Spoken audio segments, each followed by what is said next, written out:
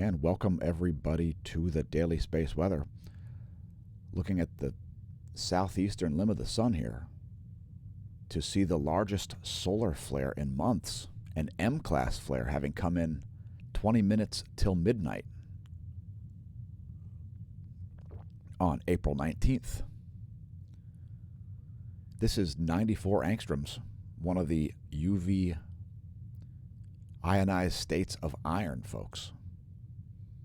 Fantastic view of that MClass flare, and it was accompanied by a coronal mass ejection. We'll tell you about it. Here's an even closer close-up. And we use 94 and 131 angstroms to get a little more imagery. These two wavelengths take 10 images per minute instead of only 2. This and lots more on today's daily space weather. By the way, I'm your host, Dan, aka smAsho. We'll also be talking about radio bursts. There were type 2 and type 4 radio bursts associated with that coronal mass ejection and solar flare. And there was a coronal mass ejection as well. Let's take a look at the view from Lagrange Point 5, the location of the Stereo A spacecraft. There you've got the view from Stereo A. And let me just rock this back here. There is a coronal mass ejection. It is not Earth-facing. We're expecting it to end up in between Stereo A and the Earth. So it's pretty diffuse here, but it is high speed, estimated velocity to be about 750 kilometers per second. You can see that sort of on the right side there. And we're expecting this to miss the Earth to the east. So here's the viewpoint from Lagrangian Point 1 at the SOHO spacecraft. This is the LASCO C2. And right at the end of the video, you'll see that ejecta coming out at a very high speed here off to the left, an indication that the MClass flare generated coronal mass ejection will miss the Earth to the east. Great view of that there. And let's take a look at the LASCO C3 as well, which is also located at Lagrangian Point 1, folks. The gravitational equilibrium spot in between the sun and the Earth. There you can see how quickly that's propagating out there. Some missing frames, but you can see all of the ejecta appearing on the east side of the coronagraph there. And here's another view of the sun here. It's the colorized magnetogram N171 angstroms.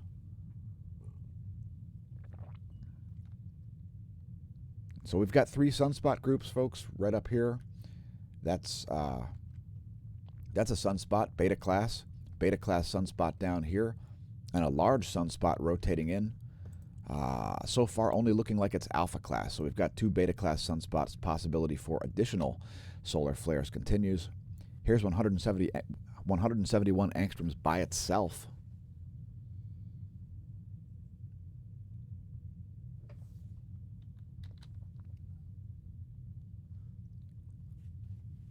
Here's the southeastern limb in 304 angstroms.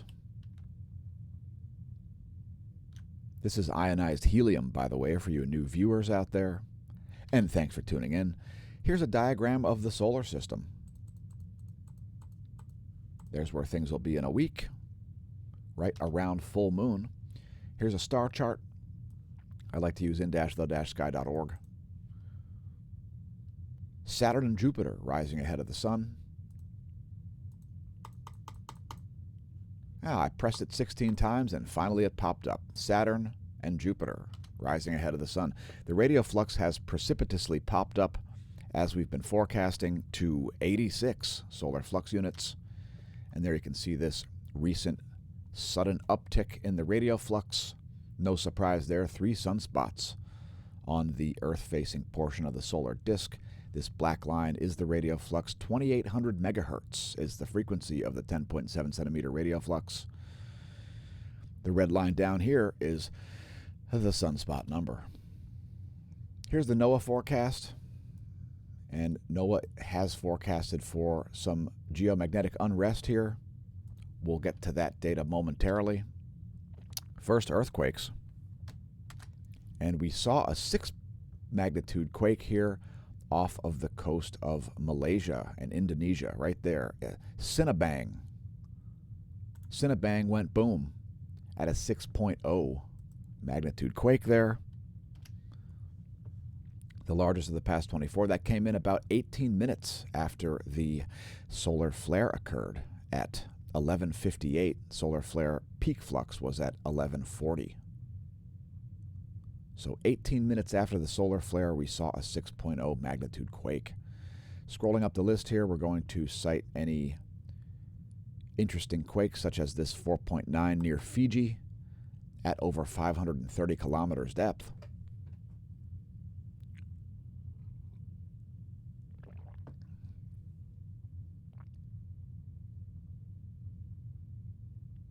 Also, a very deep quake near the Philippines, one of the deepest we've ever reported, over 600 kilometers depth for that 4.8 magnitude.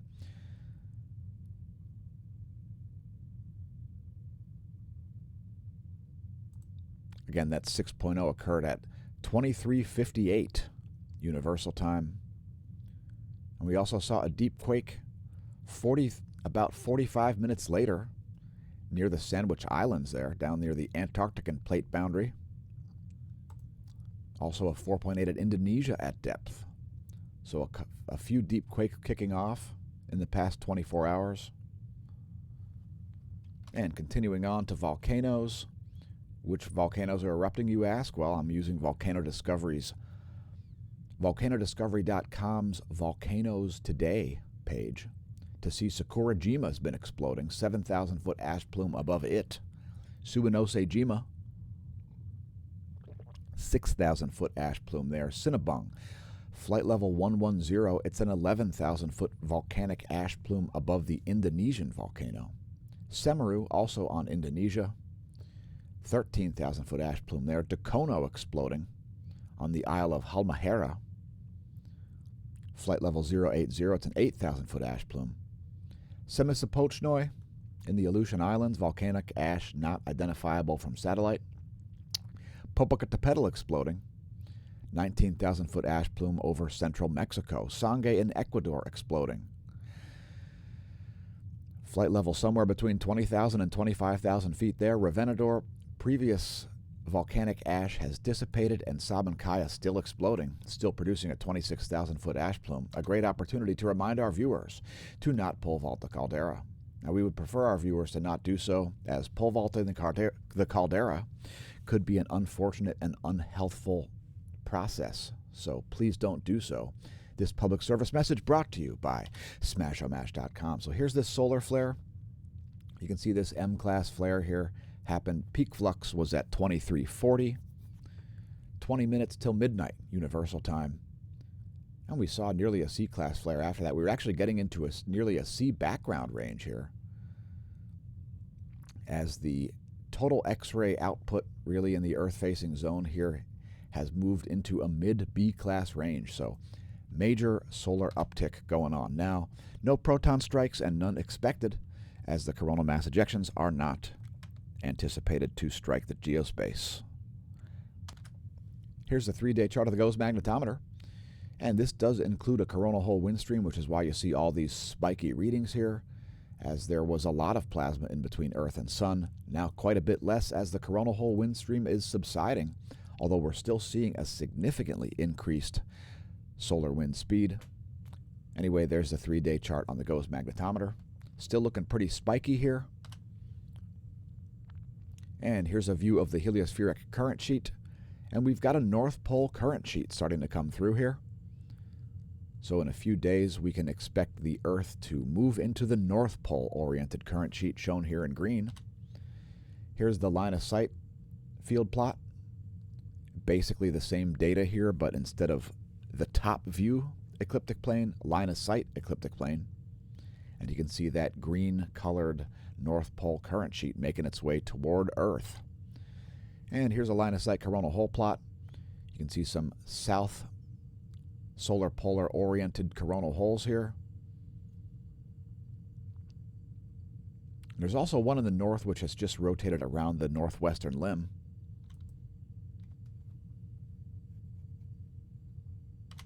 And last but not least, here is another set of data here showing filaments. There are still some filaments, folks, and the likelihood for additional coronal mass ejections is still there. So the coronal mass ejection watch has not subsided as a result of the flare or the diffuse coronal mass ejection associated with that solar flare. Anyway, you can see sunspot 2817 in the northwest, sunspot 2816 in the southeast, and soon to be named 2818. This will get a name today. It was actually visible already yesterday, but sunspot 2818 will get named today. It's quite large. It's actually the largest single umbra on the solar disk. KP index at 3, and again, we do see a slightly increased solar wind speed here at still over about 600 kilometers per second or so. Let's get to it. And here's the real-time solar wind. Okay, we now see the velocity dipping down. So the velocity just went below 600 kilometers per second, folks. Actually, yesterday we saw it all the way up into the 660 range. There's a reading of 663, 681. So reaching nearly 700 kilometers per second there. Anyway, current conditions are 588 kilometers per second for the solar wind speed. Solar wind density, 6.31 protons per cubic centimeter. Here's a geospace magnetosphere movie. It's 4 hours of a model, the space weather modeling framework.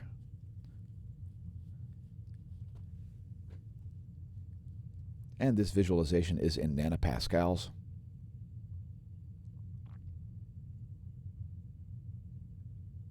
You may see a slight dip in the pressure here at the end, although fairly steady over the past 4 hours. Here are ground magnetic perturbations. We show this daily as well due to the polar excursion that's currently occurring, folks. We've got 2 north poles, one over Canada, one over Siberia, and the South Pole has left the Antarctic continent entirely, thousands of miles from the geographic South Pole, someplace south of Australia is the South Geomagnetic Pole right now. Welcome to 2021, year of accountability. Anyway, that's 4 hours of data. Now, we do regularly stream live to Twitch. Although this video is not streaming live to Twitch, we're about to welcome Twitch. So let's go live for a quick moment here. We'll go live for our cosmology segment. So today's cosmology segment's got some interesting stories. We'll go over cosmic rays, Galaxy NGC 1275, and more. Welcome to Twitch. Twitch is a great live streaming platform. Twitch.tv/smAsho. Mash is the location. Thanks to our new subscribers over on BitChute. And thanks to our subscribers over on YouTube as well. Wherever you're watching, leave us a comment, press like, press subscribe, press the share button, and tell your friends, foes, science noobs, and science pros about the content. So today's cosmology segment's going to start out with the first flight of an aircraft on an alien world. So today's astronomy picture of the day is actually a video. And it is a video of the Mars Ingenuity helicopter taking flight on the red planet. Let's go to full screen for this. It's not going to go full screen. Anyway, there is the view of that. There it is, the first flight of an aircraft by mankind on an alien world. It does a little rotation. It hovers. It sets back down. Good times. If you want to check out the astronomy photo of the day, it's apod.nasa.gov. And there it is setting down. Rather hard, but nonetheless, all systems are go. Next, let's look at cosmic rays. Here are 2 monitors, the Apatity and Barentsburg neutron monitor. So you can see at Apatity a precipitous downtick here over the past 30 days. Significant downward trend at Apatity in cosmic ray flux. Similar downward trend at Barentsburg, rather, as the solar toroidal field increases in its power. Next, looking a little farther south at the Athens, Greece neutron monitor. Slight downward trend there at Athens as well. Let's go even farther south to Mexico City, which is actually pretty flat here over the past 30 days. And also here is Oulu, Finland. Oulu, Finland, pretty flat over the past 30 days. Let's check DOMB Antarctica. DOMB Antarctica flat over the past 30. DOMC Antarctica similar to DOMB, just with a tighter range. Now today we're not picking a random number. We're looking at galaxy NGC 1275 and one of its jets. So this is actually galaxy NGC 1275's gamma ray production. This is the Fermi scope here on Aladdin Light. And we're going to show you also the Chandra, as there is a very detailed image from the Chandra X-ray Observatory. There you can see all of these structures here in X-ray. Fantastic view from Chandra. And we'll also take a look at Pan-STARRS. Great view of 3C84, one of the jets associated with galaxy NGC 1275. Why? Well, because there's some research into this jet, as galactic scale jets are a very important laboratory by which to understand, well, astrophysics, cosmology, etc. And so these things emit radio waves, they emit gamma rays sometimes, various aspects of the electromagnetic spectrum. They're also emitting particles, and what happens, folks, is the particles come out of the polar fields and they smash into other material associated with the jet, and those collisions produce gamma rays. This article is on phys.org in the Astronomy and Space section. Research investigates radio galaxy 3C84, one of the jet portion moments of galaxy NGC 1275. Now, what's going on with these things?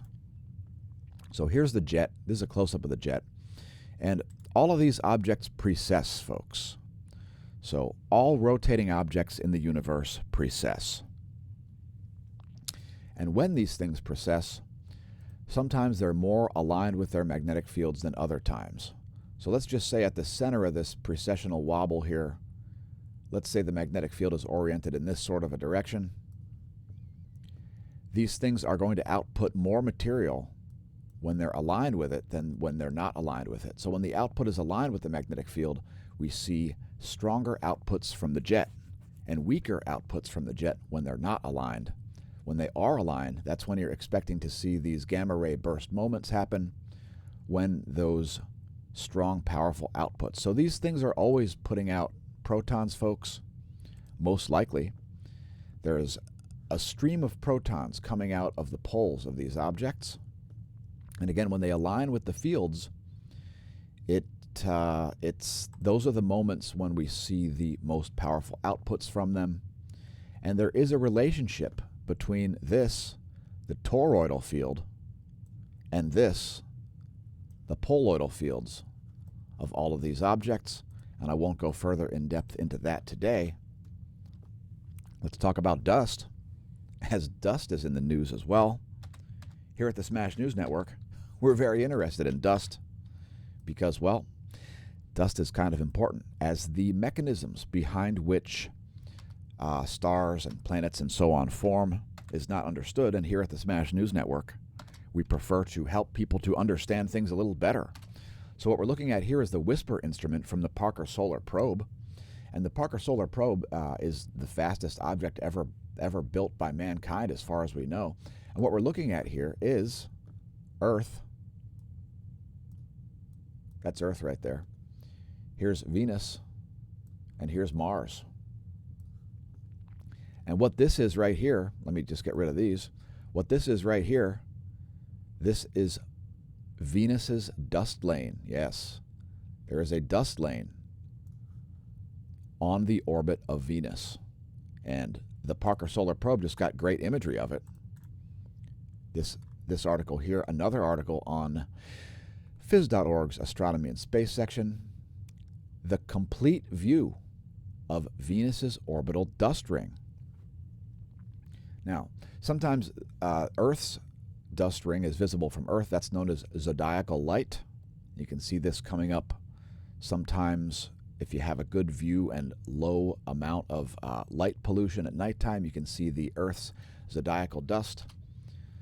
And that brings me to an important point about cosmology. Yes, cosmology. Now, what you're looking at here, these are glass beads in microgravity.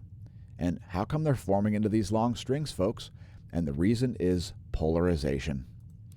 Polarization caused these glass beads to form into these long strings. Gravity wasn't required, just their polarization caused them to stick together. So when these objects get close enough to each other, they align into the same magnetic spin moment, we'll call it, and this causes them to stick together. So this may be the missing link between gravity and how objects form. So at a smaller scale, perhaps objects stick together like this before they aggregate into a larger object big enough to produce enough gravity to make them stick together on a larger scale. This article is entitled, "Physicists May Have Just Solved a Fundamental Problem, a Fundamental Mystery of How Planets Form." And we covered this probably the day or maybe the day after it came out back in 2019. I just wanted to revisit it as we talked about Venus's dust lane and the relationship to cosmology. That's today's cosmology segment. Thanks for tuning in, folks. And we'll have to say goodbye to Twitch. Bye, Twitch. Before we continue on with the rest of the daily space weather.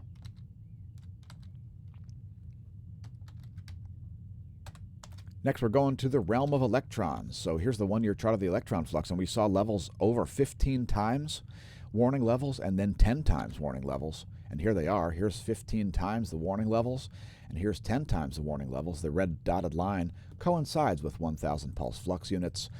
That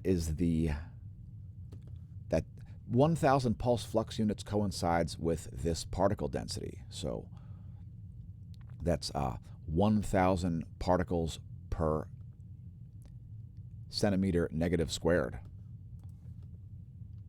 It's the electron density as measured by the GOES-16. And we're actually just leaving warning levels here. It looks like we're going to be quite close to that on today's highs. Here's the forecast, and the forecast is for a little higher levels here. I would tend to agree with this forecast as the coronal hole wind stream that we are just seeing subside now is quite strong, and we're expecting quite a train of electrons to be following it. Here's a diagram of the Van Allen belts. We show it daily. Feel free to pause the video. Here's the total electron content forecast. It's a visualization of the total air column, all the air columns, all of the electrons in between your GPS satellite and your handset. We're seeing some pretty dense regions of electron flux here. Expect some major GPS errors around the equator at noon. Here's another diagram of the atmosphere, and we show this daily to show folks where the F ionosphere layer is located around 300 kilometers of altitude. And here's a visualization of that. It's the 15 minutes per second ionosphere map, courtesy of Australian Government Bureau Meteorology. And we'll let this play through. Give it a moment.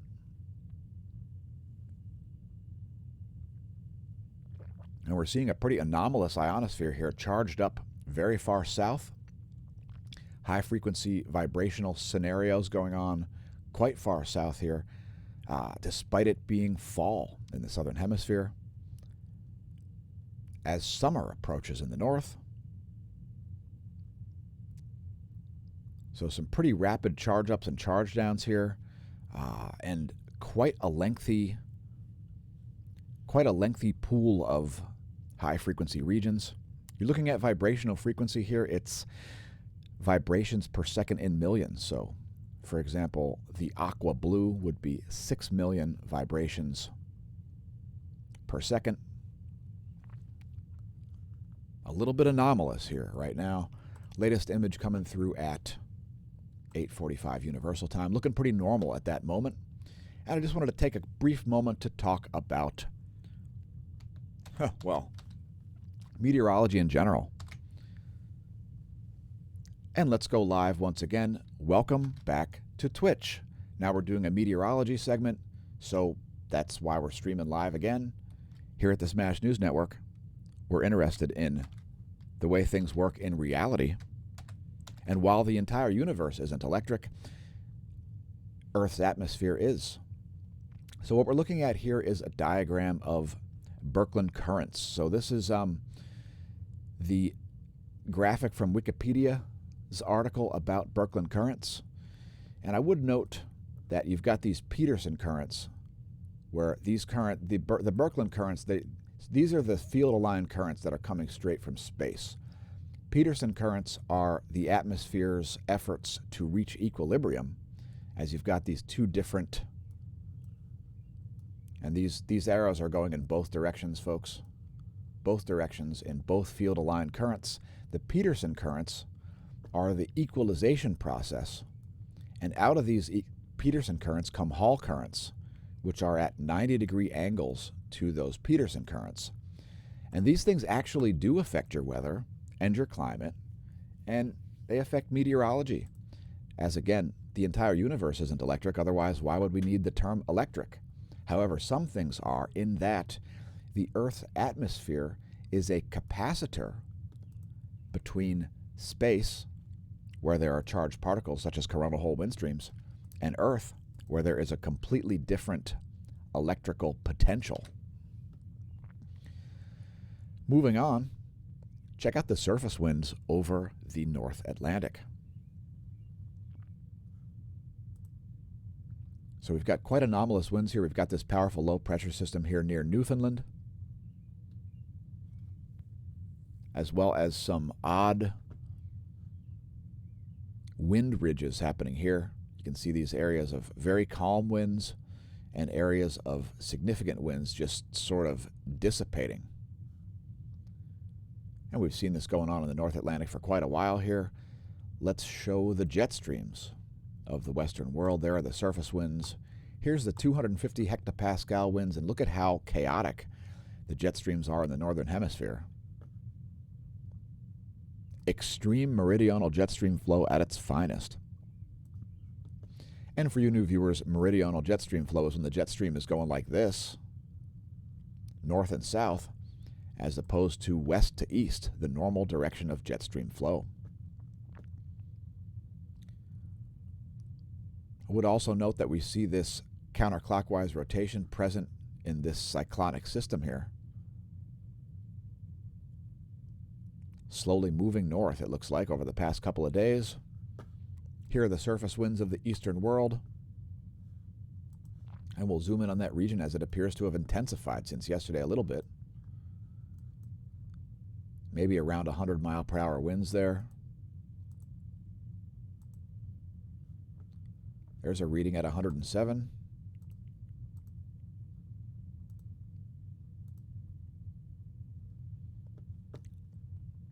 Powerful system there, off of the Philippines. And continuing on with meteorology, here is a real-time lightning map.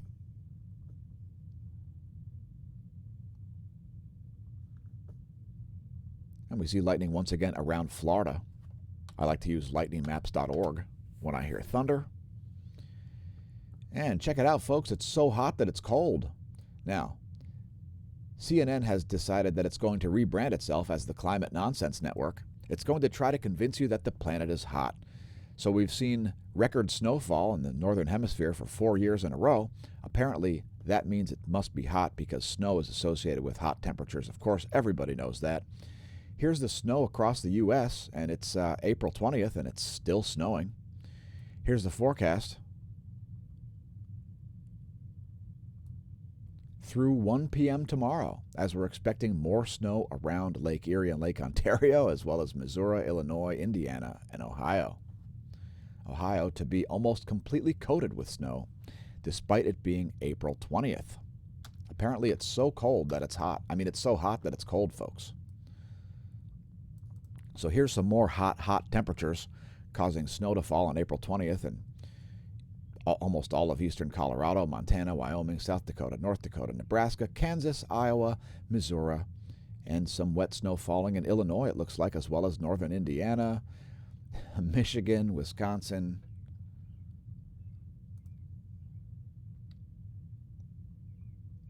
And some pretty heavy storms in southern Florida as well.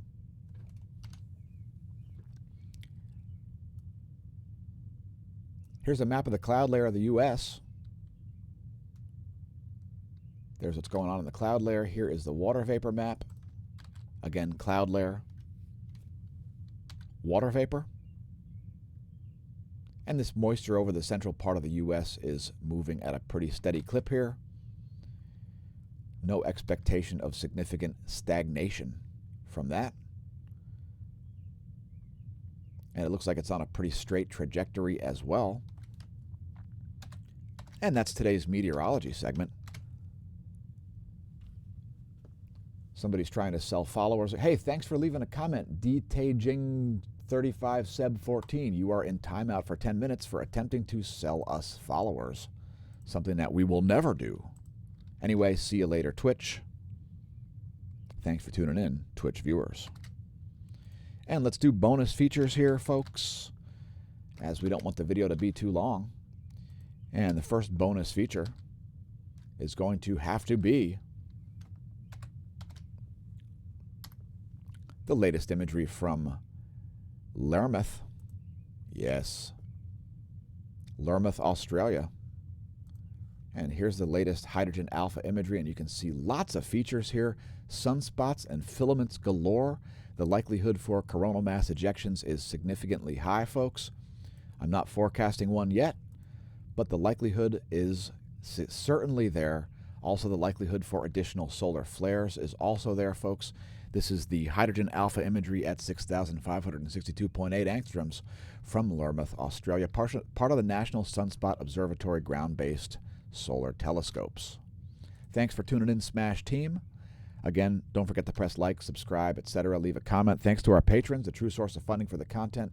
If you'd like the information before everybody else in the world, consider becoming a patron at patreon.com/smashomash. Tiers start at $3 per month. Patreon.com/smashomash.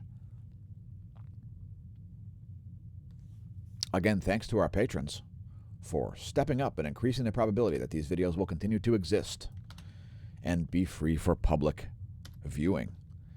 So here is the solar colorized magnetogram. There's sunspot 2817, looking pretty powerful here. Quite a lot of umbrae associated with that. It is beta class. Here's sunspot 2816. And here's sunspot 2818. It looks like it is indeed alpha class. So there's that new sunspot. It is only one umbra associated with that at this point. There's 2816. That remains beta class. Likelihood of solar flares still there. And there's 2817. Also beta class. Likelihood of solar flares there. And it looks like maybe another sunspot is growing here as well. This might become 2818. And this might become 2819. So we just don't know yet. We'll just wait and find out. And last but not least, here are some more images of the closest star. It's a full disk view in 304 angstroms. It looks like we see some brightening here from 2817 as well. So perhaps an uptick, another uptick. And here's a close-up of the solar flare. This MClass Flare in 335 angstroms.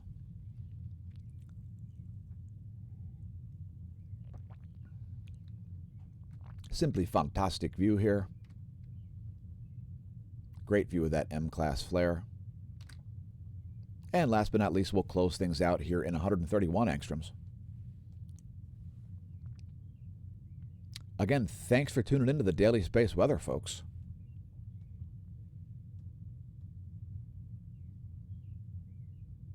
Remember to stare at the sun. Welcome to the Neo-Renaissance. It'll never be now again, and may that solar wind be at your back.